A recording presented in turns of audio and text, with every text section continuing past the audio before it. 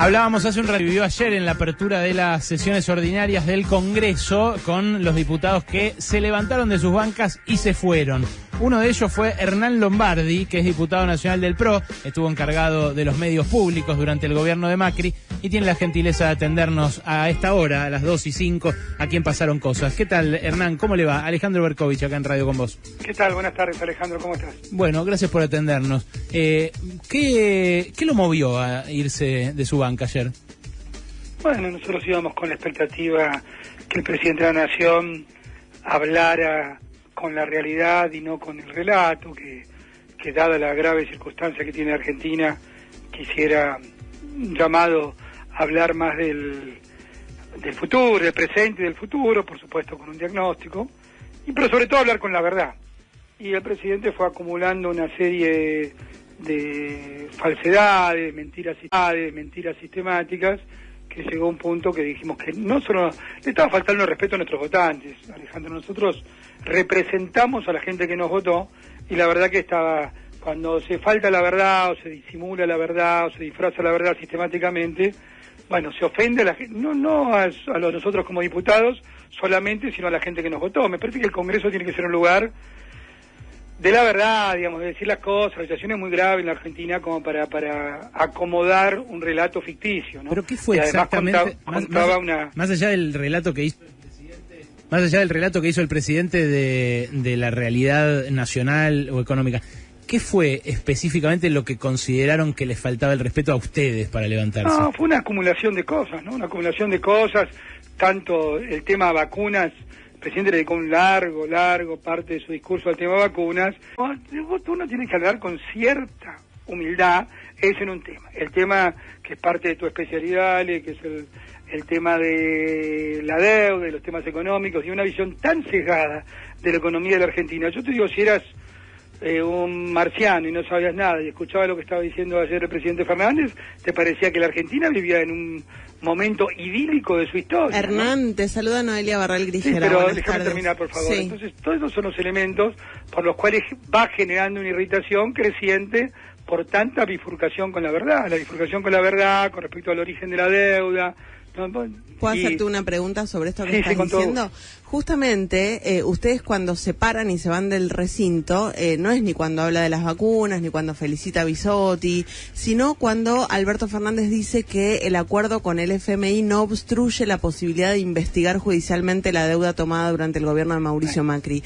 ¿Qué los ofendió de eso? Bueno, es una acumulación de cosas. Bueno, te lo sintetizaría en una palabra. El presidente Fernández, el tomador de deuda a mayor velocidad de la historia argentina. El presidente Fernández tomó 65.000 millones de dólares de deuda en 2 años. No. Que nadie ha tomado tanta deuda como él. No, eso no es así. Bueno, está bien. Por eso, sí, yo creo que el respeto, vos me preguntás, yo te contesto. No, está bien, pero bueno, yo sigo que nadie tomó. Ya nuestro discurso público nuestra discusión pública está bastante degradada como para que si sé que algo no es cierto. Nuestros números dan que sí, que él es el gran tomador de deuda de la Argentina. Pero es que no es discutible. Y además, no es discutible, hay que ver los números de la deuda neta. Son datos. Nosotros creemos en nuestros datos, que por otra parte son públicos y notorios. Vos crees en otros datos. No, pero por otra miro parte, los datos de la Secretaría de Finanzas, pero está bien. Igual la pregunta no la quiero subtitular, va a otra cosa. Sí, el presidente, que es abogado, sabe perfectamente, cargó sobre que la toma de deuda en ese momento se había hecho sin pasar por el Congreso. En ese momento estaba vigente la ley de administración financiera, que obvia se pasó por el Congreso, y el presidente lo sabe perfectamente. Entonces el presidente se pone a tergiversar la verdad de una forma que rebaja, como decís vos, el debate. Por otra parte, la deuda tomada estos 2 años tampoco fue autorizada por el Congreso. Tendría que autodenunciarse y denunciarlo al ministro Guzmán en cuanto a la toma de deuda. Me parece que una vez más caen esas cosas de judicializar la política, que es, creo yo, que primero que no es conducente, y segundo que embarra la situación, donde además el presidente hablaba de la necesidad de la unidad, de lo importante de que estuviéramos todos juntos. Entonces como que el presidente dice, bueno, pero apóyenme en esto, y cuando te dice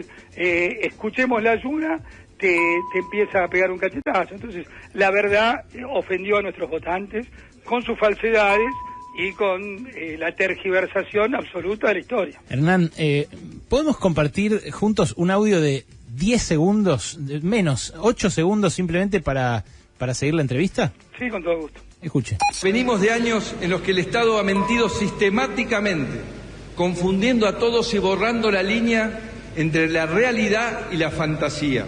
Encontramos un Estado desordenado y mal gestionado, con instrumentos de navegación rotos. Se ocultó información, faltan documentos, no hay estadísticas. Cuesta encontrar un papel por la irresponsabilidad e incompetencia de la anterior gestión. En ese momento, ante estas palabras que para mí son bastante fuertes y bastante directas, nadie se levantó de las bancas. Bueno, yo te agregaría, digamos, como vos sos una persona inteligente, que todas las cosas además tienen su contexto, ¿no?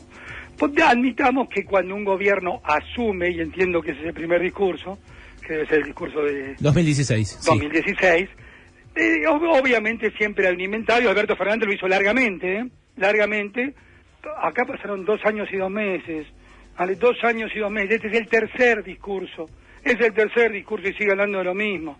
Digamos, el contexto importa en todo.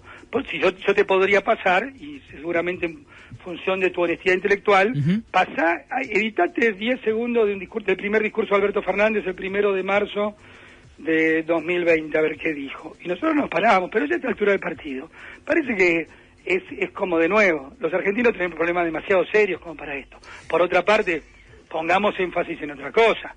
Si a alguien no le gustó que nosotros, representando a nuestros votantes, nos paráramos y no fuéramos, hay diputados connotados del oficialismo que directamente no asistieron a la reunión. Sí, claro. Ahí que no asistieron a la reunión, pero no lo pasemos de largo ese asunto. Para nada. Yo lo he destacado mucho, está metiendo el dedo en la llaga y es lógico que lo haga porque cada espacio tiene sus internas. Facundo Manes, ayer, hablando de internas, dijo: el futuro de la Argentina... ¿No te quedas un ratito en que el que era presidente del bloque hace un mes no fue? No, hice un editorial entero sobre eso. Bueno. Yo estoy siguiendo esa interna, pero con lujo de detalle, porque además me parece mucho más gravitante sobre nuestras vidas la interna de quien gobierna que la interna de la oposición. Pero la de ustedes también es interesante porque tiene entredichos como el de Manes ayer. Ayer Manes dijo: el futuro es de los que nos quedamos en el recinto. O sea, no de ustedes. ¿Qué piensa de eso, Lombardi? No, yo creo que hay una posición política muy clara de la Mesa Nacional de Juntos por el Cambio, que es muy responsable, por otra parte. Lo primero es tratar de evitar el default. Evitar el default porque nosotros sabemos que aunque una buena parte de la clase política le celebró al presidente Rodríguez Sá en 2001 el default fue una catástrofe para la Argentina. Y en este caso sería un default. Técnicamente no es un default, sino un atraso con los organismos internacionales, que sería peor todavía. Eso ya muestra un ejercicio de la responsabilidad. Un segundo punto es honrar las deudas, porque la Argentina tiene que honrar las deudas porque tiene que seguir buscando crédito a futuro. Un tercer punto es buscar en lo máximo posible que el oficialismo se alinee a través de una sola posición. Y un cuarto punto es que no haya ningún aumento de impuestos. Es un pliego muy razonable que se ha puesto Juntos por el Cambio, muy razonable me parece a mí, porque justamente no empuja a la Argentina al abismo de un default. Pero eso no responde cuál es su visión de lo que dijo Manes, que fue muy lapidario. No, pero bueno, por eso, terminemos el razonamiento. Esa es la estrategia política. Con respecto a la estrategia parlamentaria, todavía, al no haberse enviado el proyecto de ley, y admitamos, Ale, que pasaron 2 años y 2 meses, pasó la pandemia. Tuvo por lo menos 3 oportunidades el ministro Guzmán y el presidente Fernández de haber por lo menos tenido un proyecto o un plan. No lo tuvieron. Entonces, en 2 años y 2 meses nosotros nos tomamos el derecho de que cuando manden el proyecto resolveremos nuestra estrategia parlamentaria. Mientras tanto, no está la estrategia parlamentaria totalmente definida. Ahora, por supuesto, yo confío en lo que hicimos los diputados del PRO, pero respeto lo que hicieron todos los diputados Juntos por el Cambio. Yo creo lo que hicimos nosotros. Pero vos decías recién, nosotros nos levantamos porque Alberto Fernández tuvo un discurso con mentiras sistemáticas que le faltó el respeto a quienes nosotros representamos. Y entonces, ¿qué pensás de los que se quedaron sentados escuchando lo que para vos son mentiras sistemáticas y una falta de respeto? Escuché a Alfredo Cornejo, que es presidente del interbloque en el Senado, también acusándolo de mentiroso al presidente. Así que yo creo que esos son... A ver, vamos a ser bien directos. Hay matices, por supuesto que hay matices. Todos los seres humanos tenemos matices, dentro de nuestras propias familias, dentro de nuestro círculo de amistades tenemos matices, y dentro de la coalición de Juntos por el Cambio, la coalición alternativa, claro que hay matices. Pero no hay los enfrentamientos entre tirios y troyanos como tiene el oficialismo. Y como muy bien decía Ale hace un rato, una cosa es que vos tengas matices cuando estás en la oposición. Ahora, cuando estás en el gobierno, mejor que te agarre la cabeza. Ustedes tuvieron matices como gobierno. Elisa Carrió, siendo diputada de Juntos por el Cambio, pidió el juicio político contra un ministro de Mauricio Macri, contra Germán Garabano. Pero nunca eso puso en juego, ni remotamente la gobernabilidad. Yo ahora quisiera ver, espero por la Argentina que se pongan de acuerdo. Ahora, respecto del fondo de la cuestión, que es que se fueron del recinto cuando Alberto Fernández dijo muy tibiamente algo muy elemental, que es que el pueblo argentino tiene derecho a saber quién le metió de vuelta al Fondo Monetario acá en el país. Te vuelvo a repetir, Ale. No, ¿Eso no es una admisión de culpa de usted? Fue una acumulación. No, eso es tu presentación del caso, que yo entiendo que la hagas. Pero no fue eso, fue una acumulación. Yo te empecé a hablar de lo que dijo del tema vacunas, te seguí hablando de lo que dijo, y por supuesto de la tibieza de la posición internacional, Alejandro. Mientras nosotros estamos hablando, los ucranianos los están bombardeando. Sí. La Argentina cambió 6 veces de posición en 6 días. No se puede. Mientras el presidente tomaba la palabra invasión en el recinto, Santiago Cafiero volvió a hablar de neutralidad, el mismo que 48 horas antes había dicho lo contrario. Si querés, enumeramos la cantidad de veces que cambió de posición. Uno esperaba una condena sólida al tema de la invasión de Rusia a Ucrania, y no estuvo esa condena sólida. La Argentina acaba nuevamente de votar por la condena de la invasión Rusia. ¿A qué hora? De Rusia a Ucrania, ahora hace minutos. Muy bien, porque ayer Santiago Cafiero dijo lo contrario. El gobierno de Estados Unidos felicitó y valoró la posición argentina respecto del tema. Eso para vos. Estamos hablando en serio, Santiago Cafiero ayer habló de la neutralidad. Lo leíste, supongo que lo habrás leído. Bueno, pero somos neutrales, no estamos interviniendo en el conflicto armado. ¿Cómo? Somos neutrales, no estamos interviniendo en el conflicto armado. Somos neutrales, muy bien. No mantenemos un convenio militar con la Federación Rusa, muy bien. No condenamos en la OEA, muy bien. Me parece que no son las posiciones que se merece la actitud criminal que ponen a toda la humanidad en vilo que está teniendo la Federación Rusa. Esa es la verdad. Hernán. Ojo, y estás hablando con alguien que piensa que hay que tener relaciones con todos los países del mundo, independientemente de lo que piensan, porque lo que importa es el interés nacional. Yo siempre quiero el interés nacional y tener relaciones con todos. Con China, con Rusia, con Estados Unidos, pero lo que no podés convalidar es este ejercicio de la violencia. No podés, insisto. No podés ser ni siquiera tibio en estas cosas. Recordemos que para sacarle la palabra invasión hubo que sacarla con tirabuzón. Te sigo recordando cosas. En un reportaje del diario Clarín, el domingo, el canciller Cafiero dijo que la palabra invasión no era importante. Insisto en lo que preguntaba del fondo, porque me parece que tampoco quedó respondido. El presidente dijo muy tibiamente que recomendaba a los funcionarios, a la Procuración del Tesoro, seguir el juicio que busca establecer responsabilidades respecto de la deuda con el fondo. O sea, con qué propósito se tomó, a dónde fue ese dinero, que es algo bastante elemental. ¿Ustedes no quieren que esa investigación se haga? ¿No quieren que se haga? No, por supuesto. Yo le recomendaría al presidente que se autodenuncie, porque él también tomó deuda. No, a mí me parece... 75.000 millones de dólares sin ninguna... Bueno, no. Entonces tendría que autodenunciarse a él y al ministro Guzmán. Esa es mi respuesta, Alejandro. Autodenunciarse. Porque si él considera que yo, en lugar del presidente, para no medir dos fenómenos, el mismo fenómeno con distintas varas, me autodenunciaría, el presidente de la Nación se tendría que autodenunciar y instruir al procurador del Tesoro que lo investigue a él, y al ministro Guzmán y al presidente del Banco Central. ¿Ustedes quieren bloquear esa investigación? No, te estoy diciendo lo que estamos diciendo, que tenemos que medir todo con la misma vara, que el presidente se autodenuncie. ¿Usted comparecería como funcionario de la administración de Macri ante el juzgado de Capuchetti o de Rafecas para que se establezca esa responsabilidad penal, esa eventual responsabilidad penal? Ale, vos entiendo tu posición, pero No, es que a mí me parece, no la comparto. no, es que a mí me parece muy grave el acuerdo con el fondo que está por firmar el gobierno del Frente de Todos, pero más grave me parece que el macrismo lo haya traído a la Argentina de vuelta. Sí, bueno, yo no comparto esa posición, yo creo que... ¿Qué, vino solo? Alejandro, yo te respeto. Sí. No, es mutuo, estamos dialogando por eso. Sé. No vino solo, vino por el déficit de alrededor de 6 puntos que dejó Cristina Fernández después de haber heredado de Néstor Kirchner un superávit de 3 puntos. En 8 años pasó de un superávit de 3 puntos a un déficit de 6.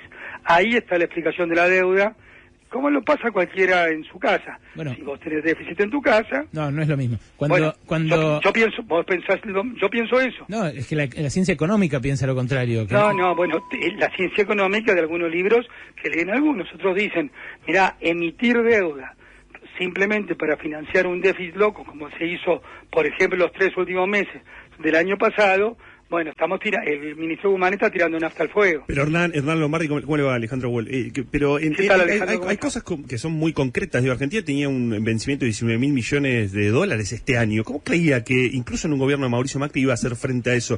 ¿20.000 millones en 2023? Me gustaría que cuando veamos, lamentablemente, después de 26 meses que asumieron Fernández y Guzmán, 26 meses, todavía no mandó ningún proyecto al Parlamento de la Nación. Me gustaría que tuviéramos también una charla a ver cómo es el rolío de la deuda después de lo que va a firmar él. Vamos a ver, veámoslo. Me encantaría que lo viéramos juntos, a ver cómo son los vencimientos que firma Alberto Fernández. Cuando Macri firmó con Lagarde... Pero me encantaría que pero los desafío a que lo veamos juntos, por favor, sí. A ver lo que está firmando. A lo mejor ustedes tienen datos que yo no tengo. No. Sería muy nocivo que hayan informado primero a los periodistas que a los parlamentarios, pero a lo mejor lo hicieron. No, es muy opaca la negociación, como lo fue también la de aquel acuerdo de 2018. Pero cuando fue aquel programa, Macri lo anunció a los 28 meses de asumido. Usted dice, acudió al fondo por el déficit de Cristina. ¿No es lo mismo que Alberto Fernández diciendo hoy es todo culpa de Macri? ¿No había transcurrido ya una parte de su gobierno en la cual podría haber equilibrado las cosas y no metido cáncer de vuelta en nuestra economía? No es así, porque nosotros habíamos ido al mercado voluntario de deuda los 2 primeros años y después obviamente se dieron vuelta a los mercados y hubo que recurrir al fondo. Pero se había ido al mercado voluntario de deuda, que hoy le está cerrado a la Argentina. O sea, se habían endeudado. Sí, claro, porque no hubo, si bien se atenuaron y sobre todo sobre todo el último año, dejamos a la Argentina, como ustedes saben bien, prácticamente en equilibrio fiscal primario, sin los intereses.